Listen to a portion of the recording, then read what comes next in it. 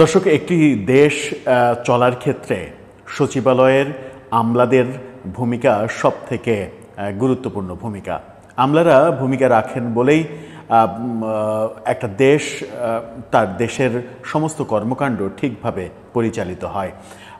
BCS পরীক্ষার পর থেকে যে অফিসারটা নিয়োগ হন এবং জয়েন করেন, তারপর থেকে বহু ধাপ পেরিয়ে তিনি একটা সময় সিনিয়র সচিব হিসেবে বাংলাদেশ সরকারের হয়ে কাজ করেন।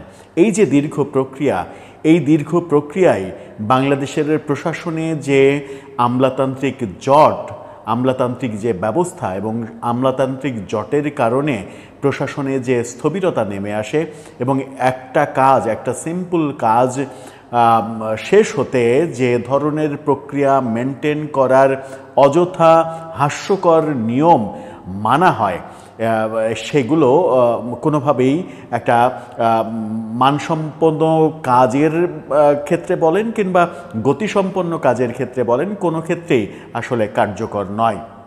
বাংলাদেশের এই যে আমলাতান্ত্রিক জটিলতা, সেটা পৃথিবীর আর কোন কোন দেশে রয়েছে সেটা একটু গবেষণা করে দেখা উচিত। বাংলাদেশে সচিবালয়ে, মন্ত্রণালয়ে যে প্রসেসে কাজ হয় সেই প্রসেসটা একেবারেই হাস্যকর এবং সেই হাস্যকর প্রসেসটাই গত 54 বছর ধরে চলে আসছে।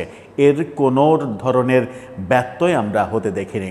আওয়ামী লীগ সরকারের আমলে একটা উদ্যোগ নেওয়া হয়েছিল যে সব কিছু ডিজিটালাইজ করা হবে, কাগজের ব্যবহার থাকবে না, কাগজের ব্যবহার বাদ দিয়ে করতে হবে, কিন্তু সেটা মুখে মুখে দেখেছি মাত্র, সেটা কাজে অ্যাপ্লাই হতে দেখিনি। হ্যাঁ, সব মন্ত্রণালয়ের সব অফিসের ওয়েবসাইট তৈরি হয়েছে, ওয়েবসাইটের নামে টাকা পয়সা নষ্ট করার ব্যাপারগুলোও আমরা দেখেছি। কারণ সরকারি বিভিন্ন অফিসের, মন্ত্রণালয়ের ওয়েবসাইটগুলোর যে মান, সেই মান দেখলে খুব সহজেই প্রশ্ন আসে যে এগুলো কারা তৈরি করে, কাদেরকে টাকা দিয়ে তৈরি করা হয়। সেগুলো তো রয়েছে, সেই বিতর্কগুলো রয়েছে।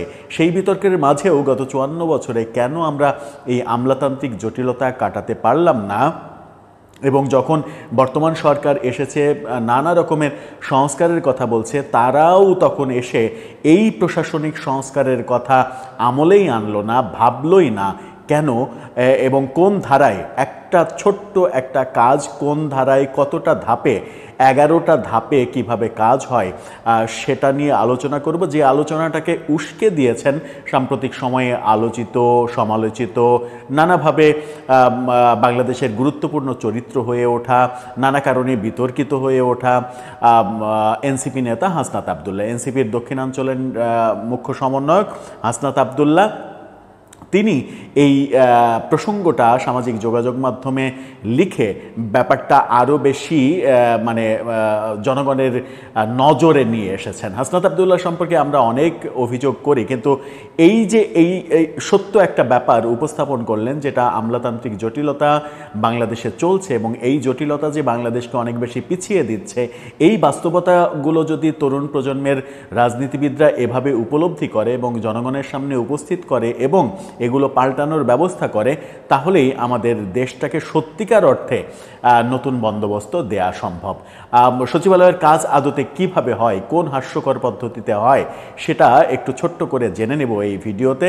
জানলে আপনারও পিলে চমকে যাবে, যারা এই সম্পর্কে একেবারে গভীরভাবে খোঁজখবর রাখেন না কিংবা জানেন না কিংবা জানা হয়ে ওঠেনি, তাদের জন্য একটা নতুন অভিজ্ঞতা হবে। থাকবেন পলিটিক্স টিভির নিয়মিত আয়োজনে।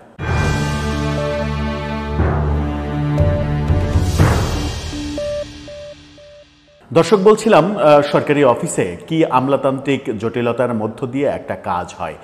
ধরে নিন, হাসনাত আবদুল্লাহ এরকম উদাহরণ দিয়েছেন যে ধরে নিন যে 100 টাকার একটা বাস্কেট কেনা হবে, 100 টাকার একটা বাস্কেট কিংবা একটা ঝুড়ি কেনা হবে, 100 টাকা মূল্যর কোনো একটা দ্রব্য কেনা হবে। তাহলে সেটা কতগুলো প্রসেসের মধ্য দিয়ে আগাতে হবে সেটা কিন্তু হাস্যকর।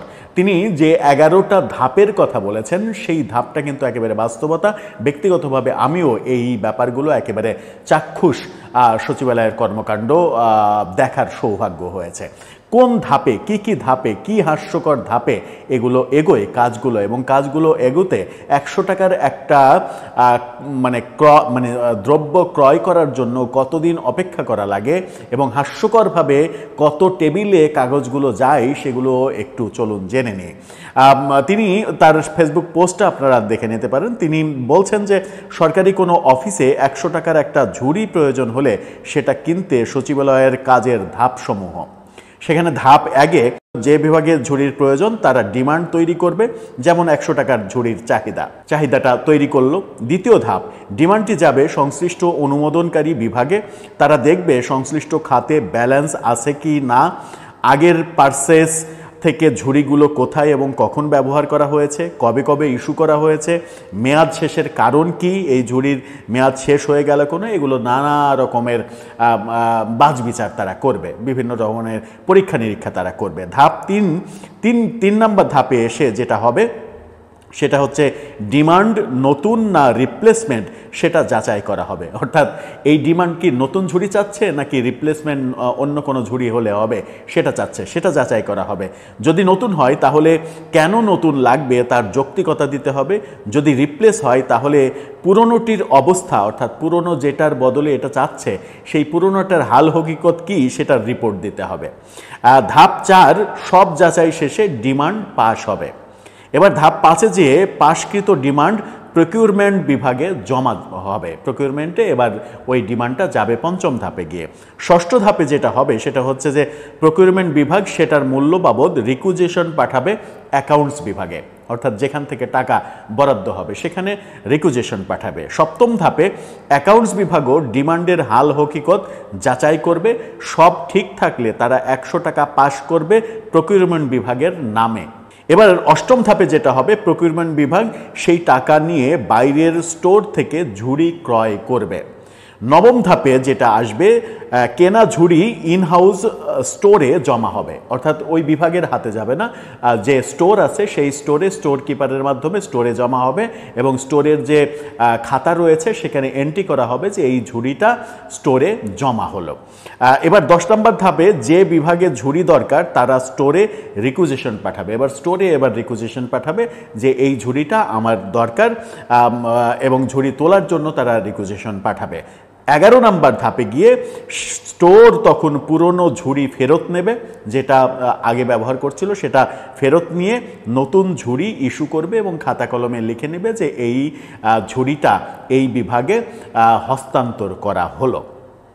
এখন 100 টাকার ঝুড়ি কেনার জন্য যে অবস্থা সেটা ওই এখন তো একটা টিস্যুর দাম 75-80 টাকা, একটা যদি টিস্যু বক্সও হয় সেটার ক্ষেত্রেও একই ধারা অ্যাপ্লাই করা হয়।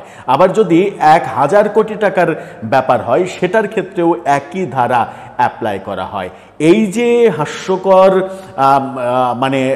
অপ্রয়োজনীয় নিয়মতান্ত্রিক ওয়েতে কালক্ষেপণের যে সিস্টেম তৈরি করা হয়েছে আমলাতন্ত্রে এবং সরকারি অফিসগুলোতে, এই কারণেই সরকারি কাজ যেটা একদিনের কাজ সেটা 1 মাস লেগে যায়।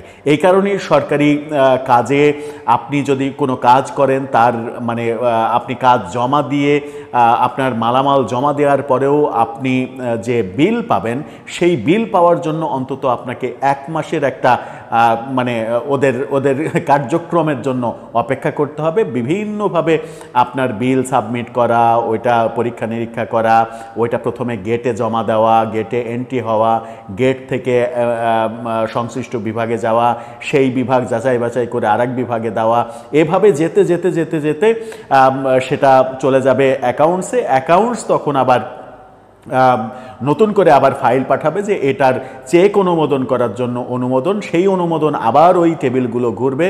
চেক অনুমোদন হওয়ার পরে চেক স্বাক্ষরের জন্য আবার ফাইল যাবে, সংশ্লিষ্ট যারা স্বাক্ষরদাতা তাদের কাছে ফাইল যাবে, সেই ফাইল জমা হয়ে ফাইল সই হয়ে আসার পরে এইবার আপনি চেক হাতে পাবেন।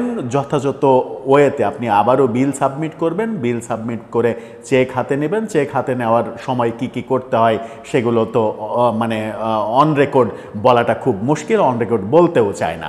এভাবেই চলে সচিবালয়। যদি একটা দেশের সরকারি প্রধান কর্মকাণ্ড এভাবে চলে, এই গতিতে চলে, 100 টাকার ক্ষেত্রেও যে নিয়ম 1000 কোটি টাকা কিংবা 1 লাখ কোটি টাকার ক্ষেত্রেও একই নিয়ম, এটা যদি হয় একটা প্রতিষ্ঠানের অবস্থা, মানে একটা দেশের মূল চালিকা শক্তির কার্যপদ্ধতি, তাহলে বুঝতে হবে যে সেই দেশে আমরা কত পিছিয়ে আছি, কত কর্মঘণ্টা আমাদের অযথাই নষ্ট হচ্ছে। এই ব্যাপারে সংস্কারের কথা কি বর্তমান সরকারের মাথায়, কিংবা বর্তমান সরকারের এত সংস্কার কর্মযজ্ঞ নিয়ে যারা ভাবছেন তারা একবারও ভেবে দেখেছেন?